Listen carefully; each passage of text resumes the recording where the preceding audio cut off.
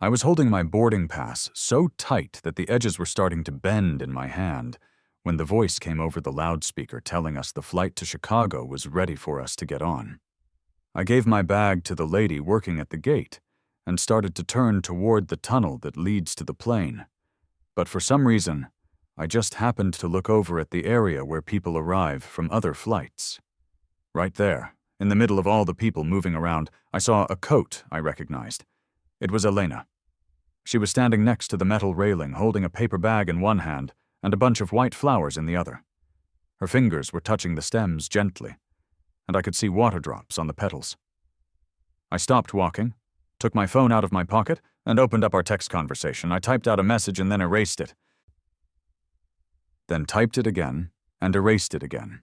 Finally, I just sent a short one that said, "I'm at the gate."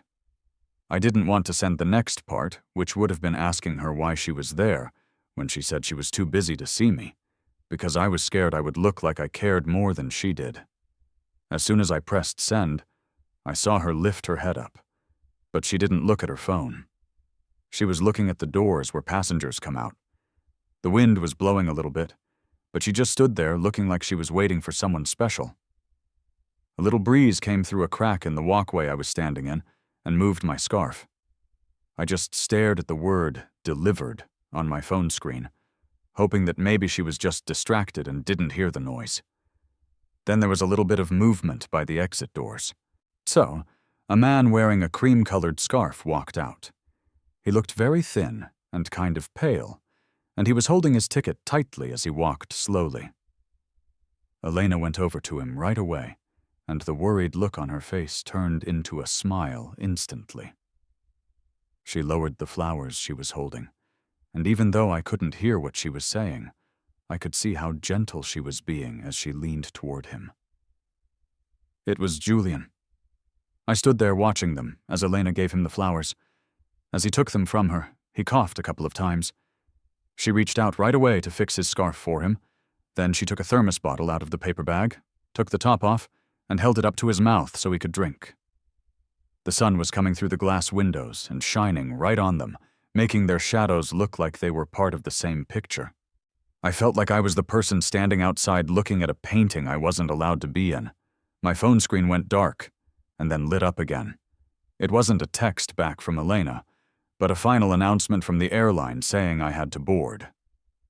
I swiped my finger on the screen, going past the message I just sent, and looked at the one she sent last night.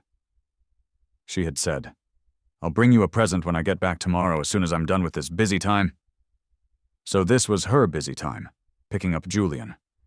The walkway to the plane was getting full of people. Someone bumped into my shoulder and mumbled a quick apology. That snapped me out of it, and I started moving with the line of people. As I walked past the big glass wall, I couldn't stop myself from looking one last time. Elena was helping Julian with his suitcase. Dea, keeping her hand on his arm like she was protecting him as they walked slowly toward the parking garage.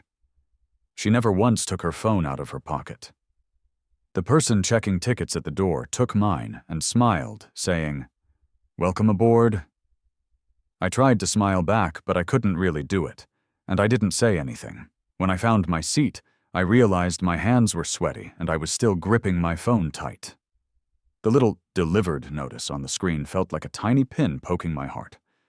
It didn't hurt exactly, but the empty feeling was terrible. As the plane started moving on the ground, I switched my phone to airplane mode and leaned my head back, closing my eyes. I kept seeing the same thing in my mind over and over. The way Elena looked when she gave him the flowers, the way she fixed Julian's scarf, and the fact that she didn't even notice her phone. I guess some things people say are just words, like that time she held my hand and told me, "Caleb, it doesn't matter how busy I get, I will never ignore you." The view outside the window got smaller as the engine noise got louder. I knew this plane was taking me back to a city I knew well, but it felt like I was leaving a piece of myself back in that arrivals hall, lost in that moment where she didn't look at me. When the plane went up through the clouds, it shook a little bit from the wind. I held onto my phone tighter without thinking. The screen turned on again, showing the same text messages. In airplane mode, everything was frozen just like it was before we took off.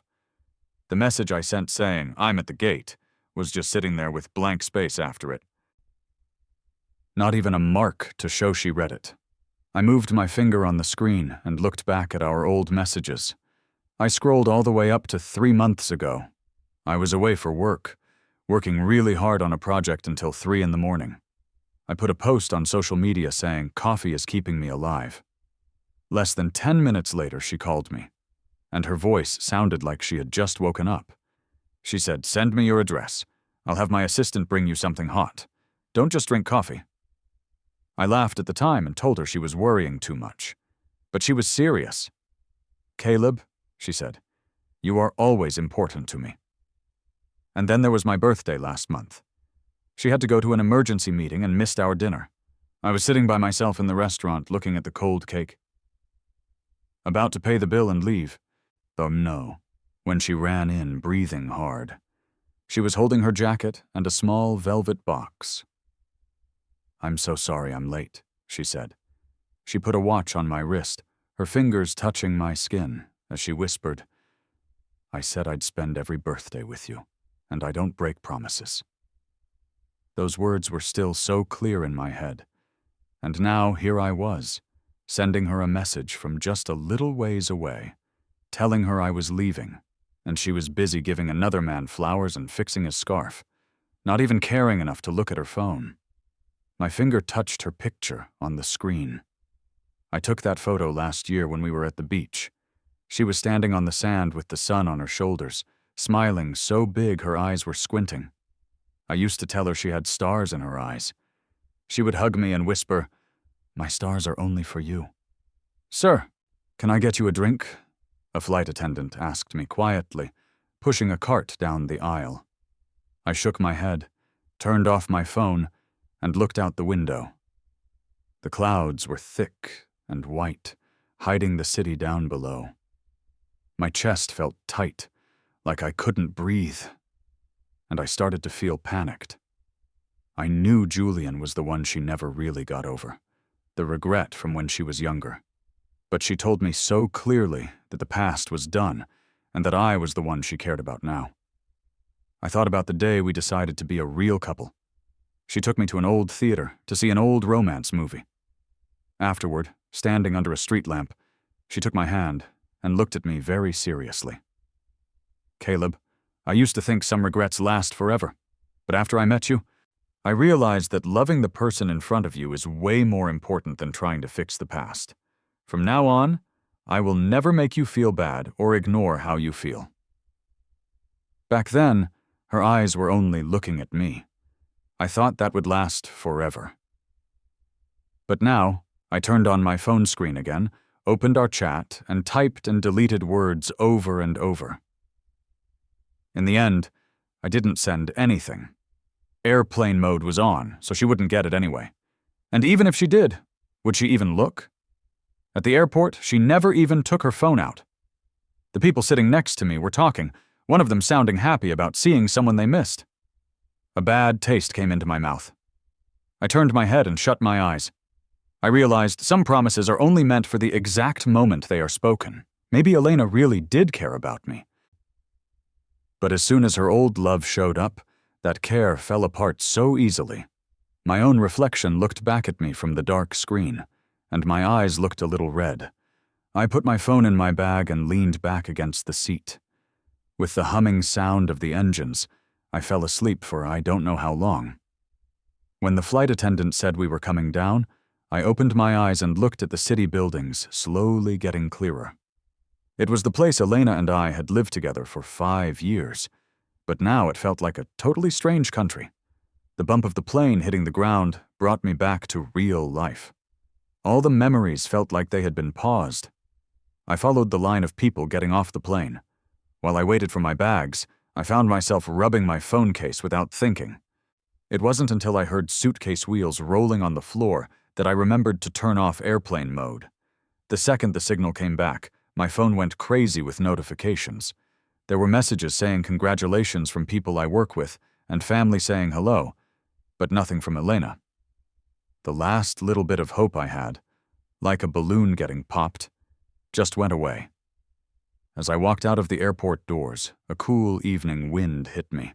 I pulled my scarf tighter and took out my phone to call a car, but a notification for a new social media post came up. It was from Elena's assistant. I stopped moving and, even though I knew I shouldn't, I clicked on it. The photo was taken in a hospital emergency room. Julian was sitting on a bed, his face looking white as paper, his lips very red. Elena was standing next to him, holding a doctor's chart, looking very worried. The words under the picture said, Julian wasn't feeling well, but Elena stayed with him the whole time, so thoughtful. It had been posted 30 minutes ago, right around the time I landed. I stood there frozen, the light from my phone shining on my face, making the wind feel even colder. So while I was up in the air thinking about how good she was to me, she was running around a hospital with another man. So the reason my message disappeared into nothing was because she was completely focused on someone else. I remembered how scared she looked when Julian coughed at the airport. Now I got it. It wasn't just seeing an old friend. It was a deep connection. She would drop everything for Julian, including me. Her boyfriend, who was getting on a plane and waiting for her to answer. My phone buzzed again. It was a message from Marcus. Caleb, that international award was a huge win. Congrats! When is the party? We are all waiting to celebrate with you. I took a deep breath and typed back, I'll figure it out when I'm back. Then I put my phone away and waved for a taxi. As I got in, I looked back at the airport exit without thinking, like I could still see Elena guiding Julian away. As the taxi drove away from the airport, the city lights went by fast outside the window. I leaned against the glass, watching the streetlights leave streaks of light, my heart feeling like it was full of ice water. Elena and I had been together for 3 years. In those 3 years, she had been really good to me. So good that I let myself believe I could actually take Julian's place in her heart. But now I finally understood some regrets can't be fixed by time or a new person. Julian was the dream she couldn't reach, the soft spot in her heart. And me? I was probably just the right person who showed up at the right time, like the time her company was having trouble and she had been working all night for days. I went to bring her dinner and found her asleep at her desk, still holding an old photo. In the photo, a 17-year-old Julian was smiling in his school uniform. When she woke up and saw me holding it, she grabbed it back quickly, explaining that she just found it by accident. I chose to believe her then. Looking back now, I know it wasn't an accident. The taxi stopped in front of a hotel. I paid the driver, pulled my suitcase into the lobby, and got a room. The person at the desk gave me a glass of warm water. I took a sip, but I still felt cold. I took out my phone and opened my chat with Elena again. My message, I'm at the gate, still just said delivered. I didn't send anything else. I just put my phone on silent and dropped it in my bag. Once something cracks, it can never go back to how it was. Just like my trust in Elena, which broke the moment I saw that photo of her with Julian at the hospital. I walked into the room, left my suitcase in the corner, and didn't turn on the lights. I went straight to the window. Outside, the city was full of lights, but none of them were shining for me. I leaned against the wall and slowly slid down to the floor. I took a deep breath, and the tears finally started falling. It wasn't loud crying, just quiet tears, each one hitting the cold floor like my heart right then, cold with no warmth left. The sky outside was starting to get light when I finally stood up. My legs were numb, and I had tear marks on my face. I went to the bathroom, threw cold water on my face, and looked at my red eyes in the mirror. I took a deep breath. Caleb, you don't live for love. You worked so many nights for that international award. The celebration has to be perfect. After drying my face, I turned the sound back on my phone. Still no messages from Elena. I didn't even look at our chat window and called my assistant Marcus directly. Caleb, you landed? You don't sound like you slept well. Your voice is a little rough, Marcus said, sounding worried. He had been with me for 3 years and knew how hard I worked. I'm fine, just washed up, I said. Walking to the window and opening the curtains. Morning sunlight came in, showing the dust in the air. "About the celebration, do you have a plan?" "I do," Marcus said, switching to work mode. "I found 3 places, all hotel ballrooms downtown. They can hold 150, 200, and 300 people. The award is a big deal, so a lot of important people want to come, and partners too. I'd suggest the 200-person space. It won't be too crowded but won't feel empty."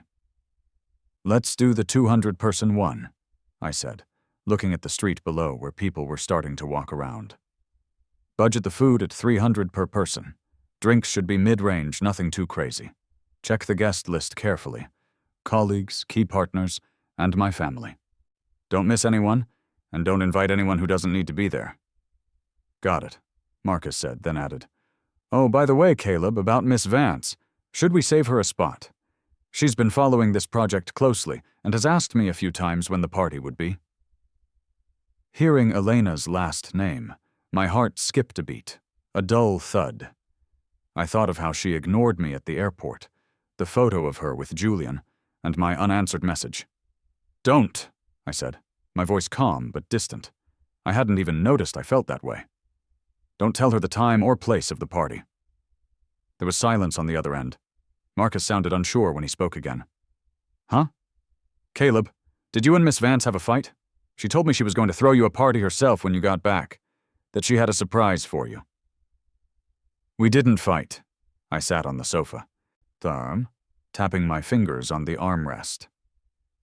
"I just don't think it's necessary. The party is to thank everyone for their work, not to put on a show. She's probably very busy lately. No need to bother her with it." I wasn't lying, but I wasn't telling the whole truth either. Elena was indeed very busy. Busy taking care of her old flame.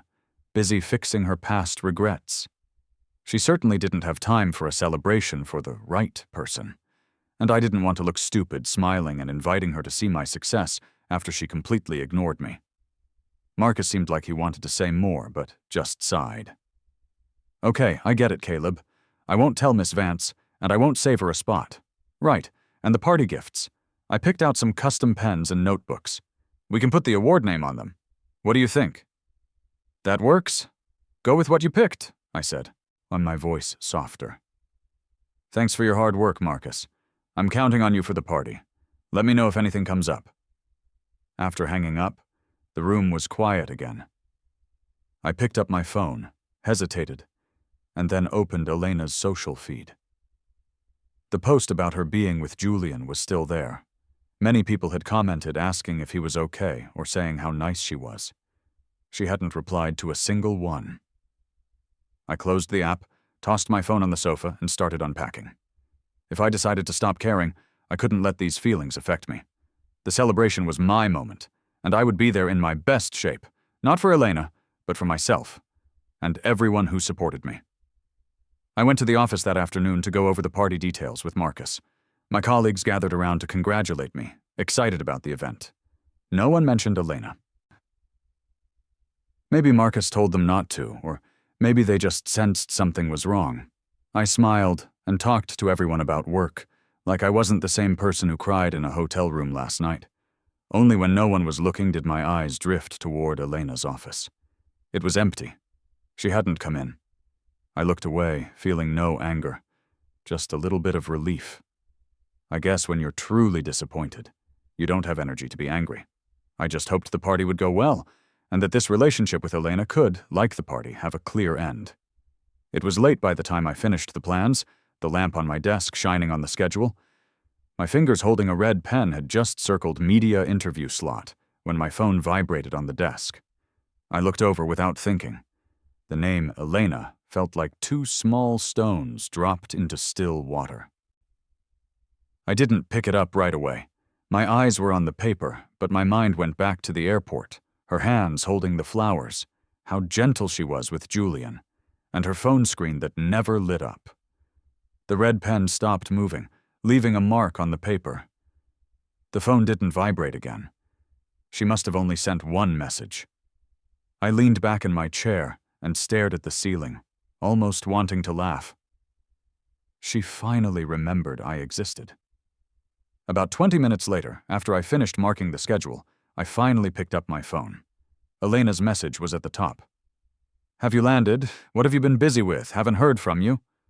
Her tone was normal, like she was just asking if I ate lunch. She didn't mention the message I sent before my flight, and didn't explain what she did for the last 2 days. I stared at "haven't heard from you," sliding my finger on the screen. Of course she hadn't heard from me. Her attention was all on Julian. How could she have time to check my messages or care what I was doing? I tapped the box, typed, and deleted. At first I wanted to write, "Landed 3 days ago, sent you a message, you never replied." That felt too angry. Then I thought about writing, "Busy planning the party."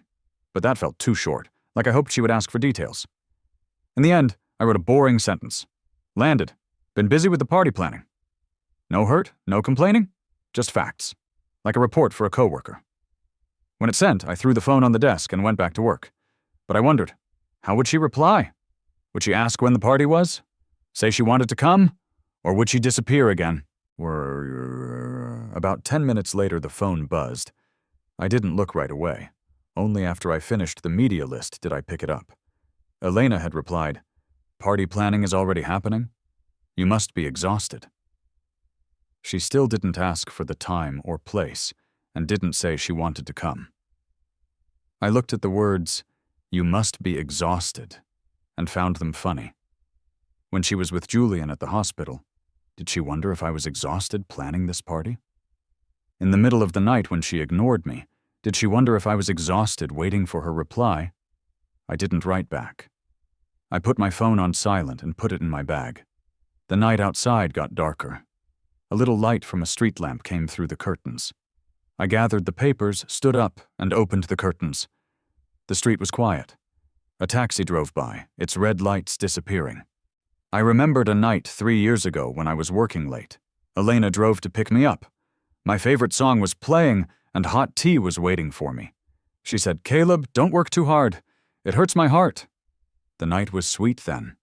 The "you must be exhausted" was real now, too. But it felt different, like hot tea that went cold and bitter. I closed the curtains and went to the bedroom. I had to be at the hotel tomorrow to check the setup. I couldn't stay up all night. Lying in bed, I closed my eyes but couldn't sleep. Elena's messages and her face at the airport kept playing in my mind. I realized that when you stop expecting anything, even messages don't matter. I didn't wait for her replies until I couldn't sleep anymore. I didn't get happy over one nice word. The phone was on the table, dark and silent. I knew Elena was probably doing something else. Maybe with Julian, maybe work. She wouldn't be thinking of me. I rolled over. It's okay if she doesn't think of me. My celebration will be great without her. I live for myself. The afternoon before the party, I was at the hotel checking the table cards when my phone rang. It was Marcus. His voice was quiet and nervous. "Caleb, is this a good time? I asked the crew to take a break. What's wrong? Did something happen?" "It's Miss Vance." Marcus paused. "She came to the office earlier. She saw me organizing the guest list and asked if you were having a party and when and where it was." My hand tightened on the phone. So Elena finally remembered to ask, not by asking me, but by accidentally seeing my assistant. "What did you say?" I tried to sound calm. I didn't dare say," Marcus stuttered. "I told her it wasn't finished yet, and I'd let her know. She seemed upset. She frowned and asked how I didn't know the time, and said you mentioned the party, but she never got the details." I leaned against the wall. I could picture Marcus panicked, caught between me and Elena. "Did she push you?" I asked. "She did," Marcus sighed. "She said your award was huge, so how could she not be told? She said she wanted to celebrate with you personally, that she had a surprise. I was cornered, so I just said I was only the assistant, that you made the decisions, and she should ask you directly." Hearing, "ask you directly," I laughed a little, though not happily. She had my number. It had been 4 days since the airport. She hadn't called once, hadn't replied to my message. Months. And now she wanted to know about the party through an assistant. "She didn't call me, did she?" I asked. "No," Marcus said. After I said that, she stopped asking, but she didn't look happy. She just left. Caleb, did I do the wrong thing? She was demanding an answer. I couldn't lie. It's not your fault, I said. I told you not to tell her. You did the right thing. If she really wanted to know, she would have called me. After hanging up, I stood there for a while. It wasn't until a worker asked me about the cards that I got back to work. That night at the hotel, I showered and looked at my chat with Elena. It was still stuck on the old messages. No new messages. She hadn't called, and she hadn't texted to ask about the party. I knew it. Her concern was fake, like looking at something in a shop window but not buying it. I remembered Marcus saying she had a surprise. I didn't know what it was, but I felt no excitement. No matter how expensive the gift, it couldn't make up for being ignored. It's like candy wrapped in broken glass. I put my phone down and turned off the light. I just wanted to rest and start planning my life without Elena. I learned the truth the next afternoon from Marcus. He stopped me at the ballroom door, holding a folder, looking pale. "Caleb," he said quietly. "After I hung up yesterday, Miss Vance called me into her office." I was checking the list and didn't look up. "Did she ask again?" "More than that." Marcus's voice shook. "She asked why you didn't tell her the time and if you were mad. I tried to cover for you, but she threatened to transfer me to a branch office." I looked up. Marcus had been with me for 3 years. Threatening him meant she was desperate. But it was too late. "And then?" I asked calmly. "And then I couldn't hold it in," Marcus said, looking down. "I told her it wasn't that you were hiding it, but that you saw her at the airport the day you flew in." My heart fluttered slightly. "I also told her you sent a message saying, 'I'm at the gate,' but she never replied." Marcus's voice got quiet. "I told her the truth. I said you saw her picking up Julian, holding flowers, and never looking at her phone, so she missed your message." I leaned against a pillar. I could picture Elena in her office, tapping her fingers, then freezing as she heard the words. "What was her reaction?" I asked. "She was stunned," Marcus said. "First she said, 'That's impossible, I never got his message.' Then she grabbed her phone and scrolled really fast. When she found it, she just froze. The phone almost fell. She had to hold the desk. Then she asked, 'He saw me picking up Julian?' I said yes. I told her you watched for a long time. She didn't say anything. She just stared at her phone for a long time. It was so quiet. After 10 minutes, she looked up and asked when the party was. I didn't hide it anymore. I told her it was tomorrow night. Here." I nodded. I felt nothing. So Elena finally knew. She knew her excuse of, "I was busy," didn't work. "Caleb," Marcus said worriedly, "do you think she will come?" "We'll deal with it if she comes," I said, opening the list again. "Let's keep checking. The party has to be perfect. Go confirm the media." Marcus nodded and left. I stood alone. Tomorrow was the big day. Elena would probably come with apologies. But what did it matter? What was missed was missed. I took a deep breath and went back to work. The next day, my phone was buzzing non-stop while I was trying on my suit. The tailor was adjusting the shoulders. "Mr. Vance, sorry, Mr. Reed, this gray suit is perfect." I smiled at the mirror, but looked at the phone. Elena kept flashing. Ping. Another message. I didn't move. Finally, I picked it up. 13 missed calls. 5 messages. "Caleb, I saw the message. I'm so sorry, I wasn't paying attention. Julian had an asthma attack. I was worried. I didn't mean to ignore you. Kevin told me everything. I'll be there tomorrow. I have your surprise. Please don't ignore me." I scrolled through the messages, feeling nothing. Asthma? So she could just ignore me? These excuses were too late. Where were they when I was waiting at the gate? Where were they when I was crying on the plane? Now she was panicking, but my heart was cold. I put the phone back. The tailor handed me a star pin. "This is perfect, like your award." I held the cold pin. I remembered Elena saying, "Caleb, you are my star." Maybe the star in her heart was always Julian. "Perfect," I said, smiling. The man in the mirror was confident. He wasn't the Caleb who waited for texts anymore. It was dark when I left. I went to the ballroom to check the setup one last time. It was beautiful. Congratulations to Caleb Reed. I stood under the spotlight. I had earned this. It had nothing to do with Elena. My phone vibrated in my bag. I ignored it. I could live fine without her. I walked out into the night air. 5 more missed calls. 2 messages. Caleb, are you angry? I know I was wrong. I'm at your office. Look, you're not here. I went to your apartment. Where are you? I put the phone away and got a cab to the hotel. Where she was looking was her business. I just wanted to sleep. At the party, I was clinking glasses with Mr. Sterling. The lights sparkled. Caleb, you've done us proud, Mr. Sterling said. I smiled. Then my phone buzzed in my pocket. Elena. She had called 3 times already. Everything okay? Mr. Sterling asked. It's nothing, just an unimportant call. I ignored the vibration. Guests were looking. The buzzing made my fingers numb. I took it out. Elena pulsed on the screen. Maybe you should take it, Sarah suggested. In case it's an emergency. I stared at the screen. What emergency? More excuses? It didn't matter. I was at my celebration. I pressed decline.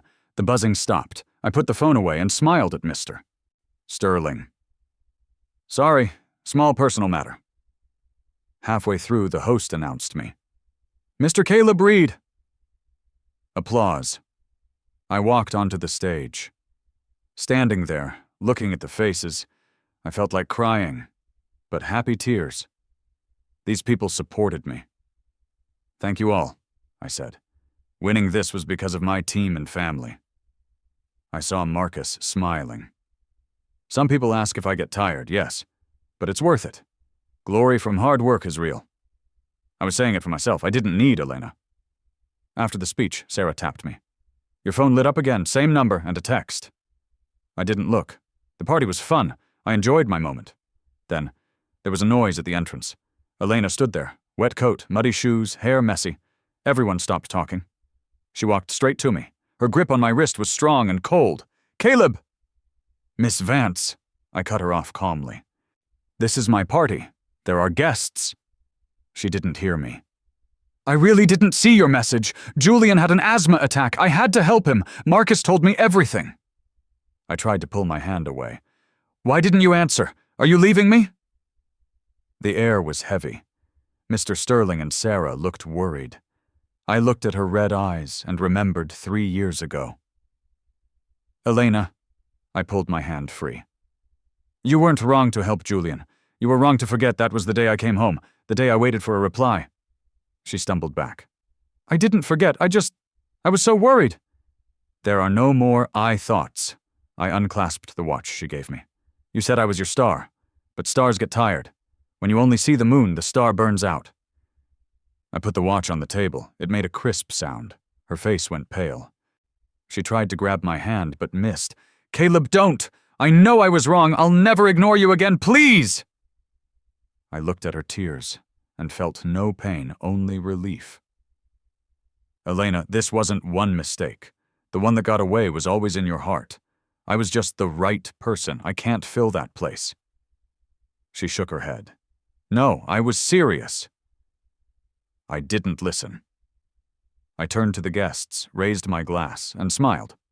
Apologies, everyone. Let's continue. The applause started slowly, then got loud. I knew Elena was watching, but I didn't look back. We were trains going different ways. Marcus told me she stood there for a long time holding the watch before leaving. When the party ended, I checked my phone. No new messages. She accepted it. A few days later, I moved out. I left the key on the table. No fights, no goodbyes. It ended quietly. Later, I heard Julian moved away, and Elena's company got bigger. We saw each other at events sometimes, nodded, and looked away. No anger, no love, just strangers with history. Breaking up isn't always loud. Sometimes it's just letting go and finding your own sun. My life was finally mine.